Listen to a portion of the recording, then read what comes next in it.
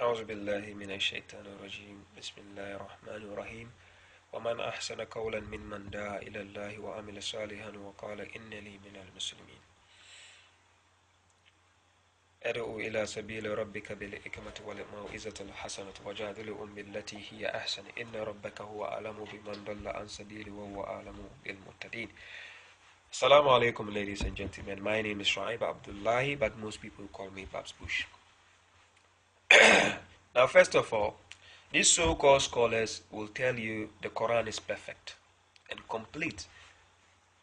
But yet they follow another source of guidance, which I don't understand, because the Quran says, Haza Hudan, chapter 45, verse 11. It says, Haza Hudan, this is guidance. This book you are reading is guidance.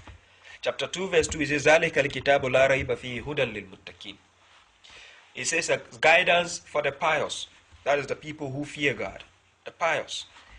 And yet these scholars will tell you this book is everything, is the best, is that, but yet they follow other source of guidance. You claim the Quran doesn't say you should pray 5 times, but yet you are praying 5 times. Who gave you? Is it God? Can it be found in the Quran? If you tell me the Quran is complete, after God telling you, Al-yawma akmaltu lakum dinakum wa atmamtu alaykum ni'mati wa raditu lakum Islam dina. He has completed the religion as Islam for you. And yet, the completion of the book, وَتَمَّتُ كَلِمَةُ رَبِّكَ صِدْقًا وَعَدْلًا لَا مُبَدِّلَ لِكَلِمَاتِهِ. And we cannot find 5 prayers in the Quran.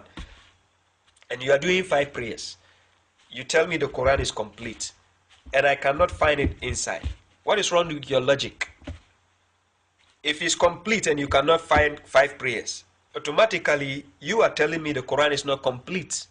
So please don't say it's complete if you know you cannot find 5 prayers inside. God gave you 3 prayers in the Quran. He gave you Salat al-Isha, Salat al-Fajr, Salat al-Wusta. Apart from these 3 prayer names, there is no prayer name you see, name of prayer you see in the Quran. Salat al-Zuhur is not there. Salat al-Asr is not there. Salat al-Maghrib is not there. It's a fabrication, interpolation, contradiction they are trying to bring in the words of God. They tell you the Quran is the best book.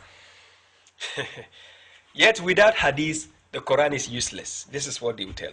They say, oh, but you cannot follow the Quran alone. You have to follow the Hadith. Really? They tell you the Quran is the book of God. Yeah. Is that so? Is the book of God? What about the Hadith? Is it the book of God?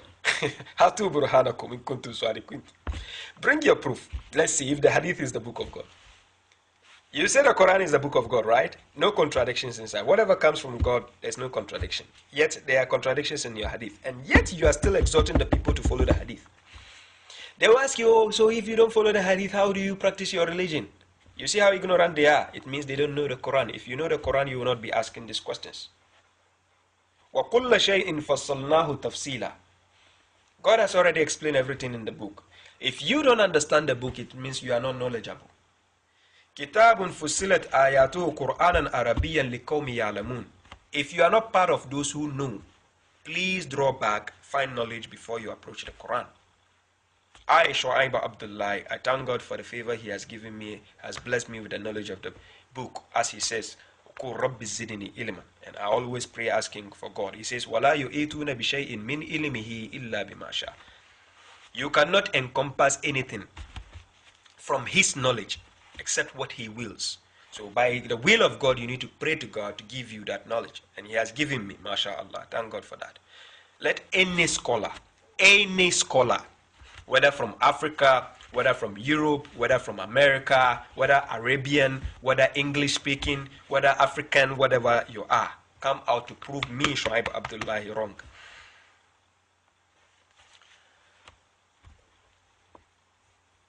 Yet they follow the sayings of human beings, the Hadith, the Sahih Bukhari, Sahih Muslim, whatever, ulama, this. Ma lakum kayfa ta'kumun. Am lakum kitabun fihi tadrusun. Inna lakum fihi lama takhayyarun. What is wrong with your logic and the judgment? What is wrong with your logic and judgment? God is asking you in chapter 29, أَوَلَمْ يَخْفِهِمْ أَنَّا أَنزَلْنَا عَلَيْكَ الْكِتَابِ يُتْلَى عَلَيْهِمْ. Is it not sufficient for them that we have revealed to you this book being recited to them? Is it not sufficient? The Quran is not sufficient for you. You claim you have a guidance. The Quran says, "Inna hazal Quran yadi lillati hiya aqwam." If you have any guidance anywhere, the Quran is aqwam, more appropriate. So why leave something which is more appropriate to follow something ordinary? The Quran, it says, "Annahu nazzal al-ahsan al-hadith." Chapter 39, verse 23. He has given you the best hadith in the Quran, yet still you follow different hadith. He says, "Haza hudan" in chapter 45, verse 11. This is guidance, yet you leave the guidance of the Quran to follow another book. Chapter 25, verse 1. Chapter 2, verse 185. He says the book is the Furqan, al-Furqan, the criterion he has given you. Yet you base your judgment on the hadith. Somebody comes out talking about the Quran, you say, "Hey, the Prophet has talked about these people in the hadith. He says this, he says that, he says it." Hasbunallah wa ni'mal wakil. When will you wake up and see that you are being deluded? Stop following these so-called people lying to you, calling themselves ulama and scholars. They have nothing to offer you. They are just empty barrels. Let them come out for a dialogue and debate. If they know that they are telling the truth, to defend whatever they are doing. They have no one single hadith which tells the truth. All their hadith are fabricated. No one single truth in their hadith. Let them come out to debate me. What kind of ignorant generation are we in? People refuse to learn. You claim the Quran is the best book, and yet you are struggling out there. You have the best book given to you, and you leave it to go and follow the sayings of human beings, people. Let any scholar come out to show me one single hadith from the Prophet where the Prophet himself told you guys that this is Sahih hadith, take it, follow it, Sahih.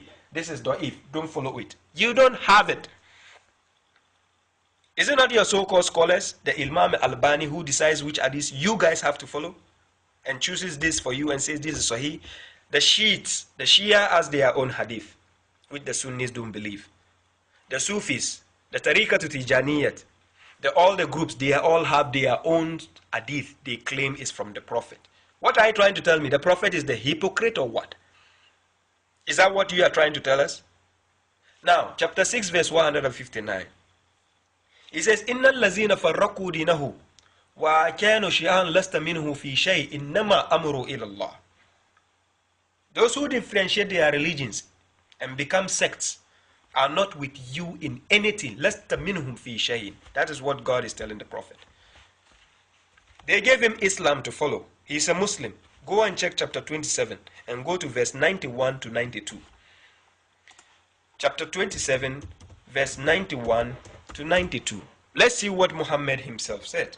He says, "Innama umirtu an abuda rabba hazil baldati lazi harramaha wa lahu kullu shay'in wa umirtu an akuna minal muslimin." Then it goes, verse 92. Wa an atlul Quran, to recite the Quran. This is the book given to him to recite. فَمَنِ ابْتَدَى فَإِنَّمَا يَعْتَدِي لِنَفْسِهِ وَمَنْ ضَلَّ فَقُلْ إِنَّمَا أَنَا مِنَ الْمُنْزِرِينَ. This is what the Prophet was being asked to say. He is a Muslim. The religion given to him was Islam. Where from all this sect from? The Prophet? You all claim you are following the hadith of Muhammad? And this is Muhammad talking here. You guys are worshipping Muhammad in your daily rituals. Go to chapter 18, verse 110. Surah Al-Kahf. This is what the Muhammad, as a messenger himself, was asked to tell you. قُلْ إِنَّمَا أَنَا بَشَرُ مِثْلُكُمْ يُوحَى إِلَيَّ أَنَّمَا إِلَهُكُمْ إِلَهٌ وَاحِدٌ فَمَنْ كَانَ يَرْجُو لِقَاءَ رَبِّي فَلْيَعْمَلْ عَمَلًا صَالِحًا وَلَا يُشْرِكْ بِعِبَادَتِهِ رَبِّي أَحَدًا. He is only a human like you. The difference is he is being inspired that your God is one God. So whoever is expecting to meet his Lord, let him do righteous work and should not associate anyone in the worship of his Lord. Don't associate anyone. This is what Muhammad is telling you as a messenger. And yet you cannot do away by including Muhammad always in your daily worships. In your prayers you do Salatin and Nabi, the Prophet. In your whatever you have to do rituals on the Prophet. Abba, ladies and gentlemen. Thank you very much for listening to me. Please use the reasoning very well. Assalamu alaikum.